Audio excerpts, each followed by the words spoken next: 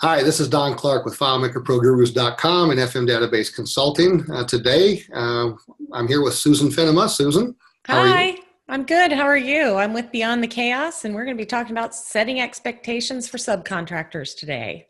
That's a big subject, actually. It may not sound like it, but it is. For example, what's the most important thing that you think when you're going to be hiring a subcontractor or even a W-2, full-time employee or part-time employee? What should you do? What's one of the bigger things? One of the first things I would say is make sure that you have some people lined up and ready to go before you actually are in the weeds and need them desperately tomorrow. So that you've had time to vet them, you've had time to check some references, maybe given them a little technical test, something like that. And you can build a pool of people, especially if you're working with subcontractors, as opposed to employees. Employees are a little harder. They might have to quit their job to come to work for you. So that makes it a little more challenging. But with subcontractors, you can build a pool of them that when you're ready, you have people to call and pull in as they're available. Yeah, somebody you vetted, as you mentioned, as somebody that also can work in the particular area that you need, because they're going to have different strengths and different weaknesses, and you have to keep that in mind. Other things that you might want to consider if you're going to be hiring somebody is that you've got a subcontractor agreement that you've put together. Have you worked with those before, Susan? I have. There are some things that you want to make sure are in them, an hourly rate probably, non-compete, basically saying that they can't, go to work for your clients, that, directly, that they might not be able to work with any other clients that your company has. So it's harder to say, oh, you can't do other FileMaker development. You can't say that. No, but, you can say with my clients, you cannot work directly, and you have to make sure that there's no conflict of interest there. And the other is to make sure that there's confidentiality, right? That you've signed, that anything that they see is private and can't be shared. And that any NDA that you've been subjected to, they are subjected to as well as a contractor for the firm. Or absolutely, and the other is to make sure you know who owns the code. Right. Okay. So all of that is found in standard subcontractor agreements. Most subcontractors are used to signing these. Right. So it's not going to be out of the ordinary if they're asked to. Probably more out of the ordinary if they're not asked to. Yeah. So if you don't have one, if you don't have a lawyer, if you don't feel like investing that, look on the internet. There are some templates that you can start with until then. But I do actually recommend pulling in a lawyer from your state to review, minimally to review what you have to start with. Yeah. And if you're doing through Kalos Consulting, with Brandon, you can use his facilities. I mean, he has that type of stuff, as well as helping to vet the people and so on. He can make it a lot easier for you. He can totally help with all that, and he can walk you through it. He might even have forms that he can take care of it for you. Yeah. Other things you need to do is set expectations, I would think, which is, how much time they're going to get, whether they're working full-time or not, what time of days you can expect or when you can expect them to work. If there's an emergency, you have to have a fire you got to put out. Can you count on them to be available in a reasonable period of time? Do they work Saturdays, Sundays, night times, holidays?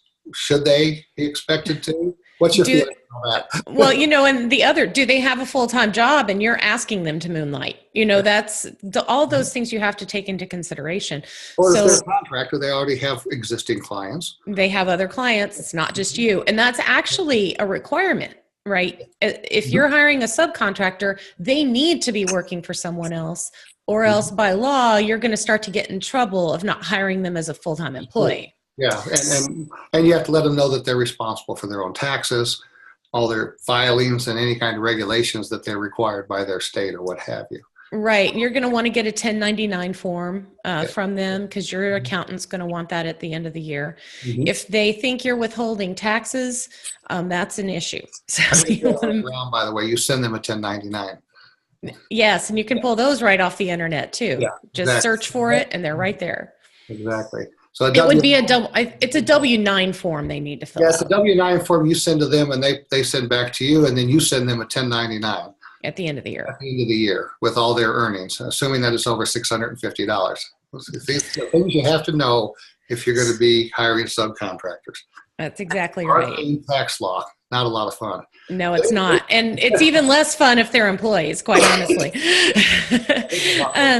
The other is that you have to make sure that you are setting the clear expectations of when they're going to work, right? That's what we were talking about. Unlike an employee, you can't say, there's no vacations this week, we're on a deadline. You can't say that. They have their flexibility to work when and how they want. You, of course, have the option to not work with them if you need them, but you have to keep those things in mind as well.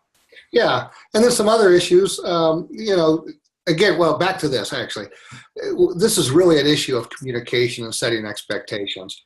Absolutely. You got to communicate on a whole lot of different points. So you got to make sure that your subcontractor agreement form covers all of these items. And when there's gray areas, you need to dig into those with them, make sure they understand it.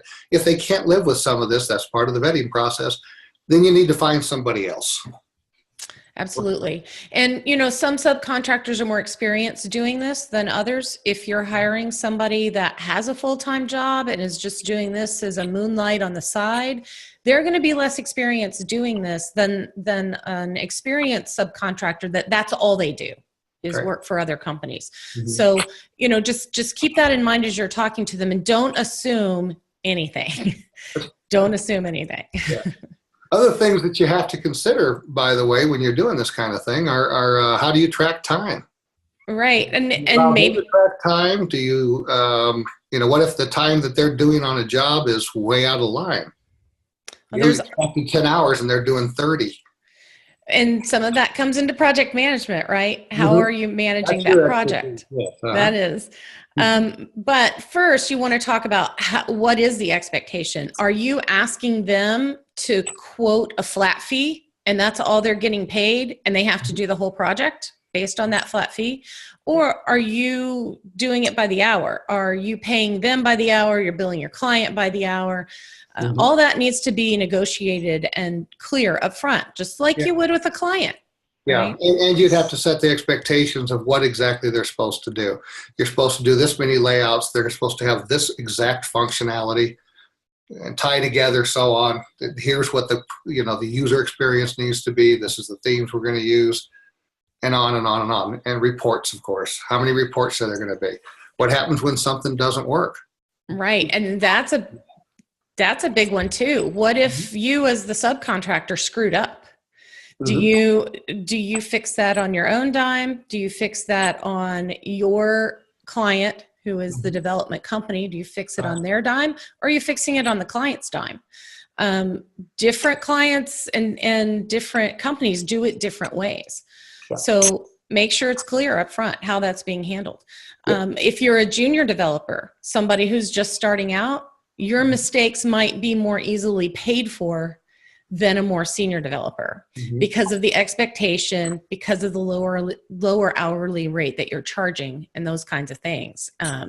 But as a senior developer, if you screw it up, it's probably on you, because if the client won't pay for it, they won't pay for it. And my experience has been with almost all my subcontractors is they know when they should have done something right. Yeah. They know when they messed up. They didn't know it at the time necessarily, of course. Right. Otherwise, they wouldn't have done it. But when it's brought to their attention, they'll go, that's on me. Let me get it fixed up as soon as I can. Go ahead. Sorry, Don. Even with some basics, like, are you using a software to track your time? Does the client see the notes that you put into that software? You have to provide that. In fact, I need that as a contractor from my subs to say, okay, I need to know what you did. I need decent enough notes that I can reconstruct it. I need to know what scripts you wrote or modified, layouts you worked on, that kind of thing, reports you did. It doesn't have to be super detailed, but a nice overview. And where you left off. Another thing, this is something I've never been able to get from anybody. It's hard to get them to keep time anyway, but to ask them when they're going to work on it again, you might as well, be asking for the sun and the moon and the stars. That's part of that communication and setting a commitment with them. Yeah. But, as far, and we're going to talk about that in a minute, I think, but, as far as being paid and getting paid, do you expect the subcontractor to send you an invoice? If so, how often? Is it every 2 weeks? Is it every month? Yep. You don't want in 3 months to get an invoice for 3 months of work that you didn't know was going on. Yeah. And all of a sudden you owe all this money. For example, I bill twice a month for the first 15 days and then from the 16th to the end of the month. And so I ask them, on the 16th, send me a bill for the first 15 days. And on the 1st, send me the bill for the last whatever number of days. And most of them are very good about that because they want to get paid. Right. And, that's the other is how quickly do you pay? Do you pay on a net 30? Do you pay instantly as soon as you receive the invoice? Mm-hmm. Making sure that, remembering that these subcontractors, this is their livelihood.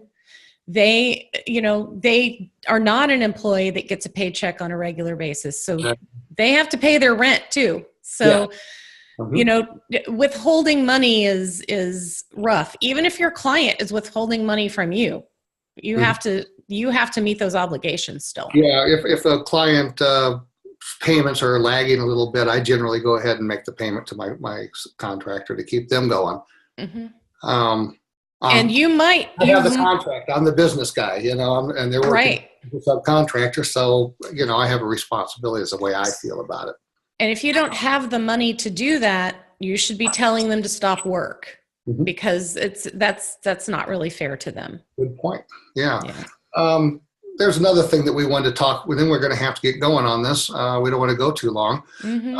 But that was what happens when you don't follow a lot of these rules, set these expectations, and these communications, don't have clear communications. And what is your opinion on that? Well, one thing is that you might find a developer doesn't commit to you as much, right? They might be saying, I'll give you 20 hours a week. And then all of a sudden you're only getting 5 and you don't understand why, but you're past due on 6 bills to them. Okay, well, that might be why. The other is being clear. Do expect to get less because as a rule, subcontractors overcommit. Mm-hmm. So do expect that if they say 20 hours, you're probably going to get closer to 10 to 15. It might not always. Life happens. They have things happen. They got flat tires and problems. Right. That everybody has these things that happen every day. So the other thing that happens when that can happen even when everything is running well is they disappear. I think you called it ghosting. Yeah. Ghosting. Exactly. Yeah, they just turn into a ghost and it's like they never existed. You can't find them. And even the most sensitive instruments in the world can't track them down. It does not matter how good you are at your job. Mm-hmm. If you aren't there to do it, you're worthless. Yes. So, that's something to consider as a subcontractor. If you've been working with someone and you're going on vacation and you're turning off everything, that is totally fine. Just tell them. Yeah. Hey, I'll be back in a week. I think that's the whole center thrust of what we're talking about here today, which is of setting expectations is clear communications on a huge variety or wide variety of subjects and issues. Yeah. Without setting those things and making it so you're consistent throughout as a contractor and responding to them consistently as a subcontractor, you're going to have problems. So, right. And avoidance and assumptions, they're going to take you down a really slippery slope. So talk to each other, don't assume, and don't avoid the tough issues. Talk about them. All right. Well, I think we've covered as much as we can today. Yeah. We're going to be back next week with a third in this series. And we're going to be talking about, Susan? we're going to be talking about how you can manage subcontractors once you have them in the fold, how you can manage them as a contractor, and then also as a subcontractor, how you can manage your work a little bit better to be a little bit more fluid with your clients. Okay, that's going to be in a week, so join us. You're going to learn a lot of stuff, and we'd love to hear some feedback as well. So we'll see you next time. Thanks, guys. Bye-bye.